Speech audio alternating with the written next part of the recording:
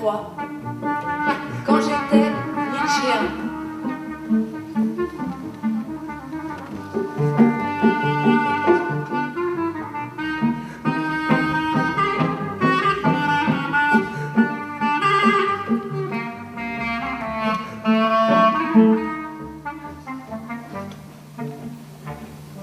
Franck et moi, nous étions inséparables. Nous avions fait connaissance 4 ans plus tôt dans des circonstances embarrassantes. Pas loin de chez nous, il y avait celle que les gens du quartier appelaient la petite marchande de journaux. Sa boutique était minuscule, on y entrait par une pente tintinabulante, c'était pas large. Imaginez un couloir aux parois tapissées de revues et de magazines. La marchande se tenait au fond, scoliotique, derrière sa caisse. Ses yeux doux étaient cachés par de grosses lunettes, elle portait des cheveux gris en soleil. Elle doit être morte aujourd'hui, ou végétée, encore plus immobile qu'autrefois, dans une chambre beige d'une maison de retraite anonyme. La petite marchande de journaux avait ceci de particulier que lorsqu'elle se levait de son tabouret pour vous montrer l'emplacement d'un titre, vous vous aperceviez avec stupeur qu'elle était plus petite, debout, qu'assise.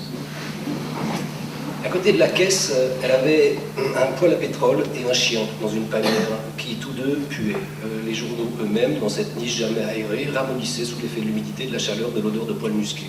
J'avais 12 ans et demi. J'étais au fond de la boutique, en train de feuilleter les magazines de vulgarisation scientifique dont je raffolais, des traces de vie sur Mars, que s'est-il passé avant le Big Bang, l'eau a-t-elle une mémoire, les mystères du cerveau humain. J'étais absorbé dans ces reportages qui me plaisaient parce qu'ils faisaient sans trop de rigueur le saut de la rationalité à la science-fiction, qu'avec eux, l'avenir basculait dans le fantastique. C'était de mon âge. Soudain, Franck débarque dans la boutique. Nous sommes dans la même classe, mais on ne se parle pas trop. Trop déconneur pour moi, Franck.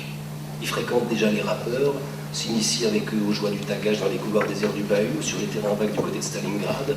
Il a en même temps précocement le look d'un bourgeois sorti d'une planche de daumier, une certaine élégance dans ses pantalons de toile, une silhouette petite, une brioche descente, un double manteau en herbe, un grand front dégagé et une chevelure retombant en vague ondulée de la nuque.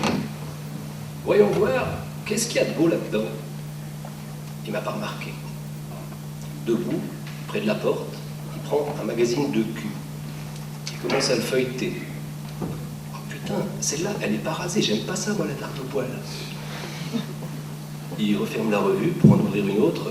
Ah, ça c'est cool, dommage qu'elle écarte pas plus, c'est vraiment trop soft ce truc-là, c'est pas pour les gosses, c'est pour les gosses. Mais voilà que la situation se corse. Une mère de famille tente de faire son entrée dans les chambres étroites, avec une poussette. Tente bretonne, veste en velours, tout ce qu'il y a de plus coincé. Cela n'émeut pas mon froc, qui poursuit tranquillement. Wow, comment il la déchire celle-là. Rien qu'à voir sa gueule, on comprend qu'elle a mal. Elle essaie de sourire, mais la douleur, ça lui tord la bouche. Rien à faire, c'est quelque chose de grimace. Il a enfin trouvé ce qu'il cherchait. Le magazine à la main, il se dirige vers la caisse. C'est là qu'il m'aperçoit. Moi, je me tiens de dos, le nez plongé dans un article sur les robots footballeurs, n'osant pas me faire remarquer, ne respirant presque pas, transi de honte pour lui.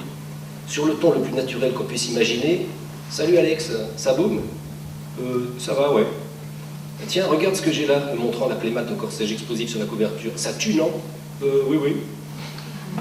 La vérité, c'est que je languis depuis des mois d'acheter une revue porno, mais j'en ai pas le cran.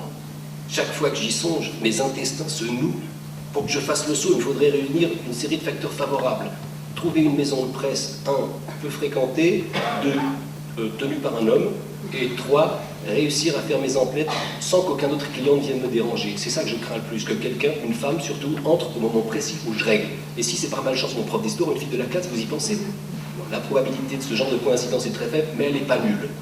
Ou alors il faudrait que je traverse tout Paris, 10 stations de métro, pour me procurer ces photocoquines dans un autre arrondissement. Une expédition. Il est un peu barré, votre copain, non? C'est la remarque que fait la petite marchande de journaux après le départ de Franck. Barré. En mon fort intérieur, je trouve surtout qu'il a du sang-froid. Ce jour-là, il a gagné mon estime pour toujours. Le lendemain, je suis allé chercher sa compagnie dans la cour, et c'est ainsi qu'est née une longue histoire d'amitié.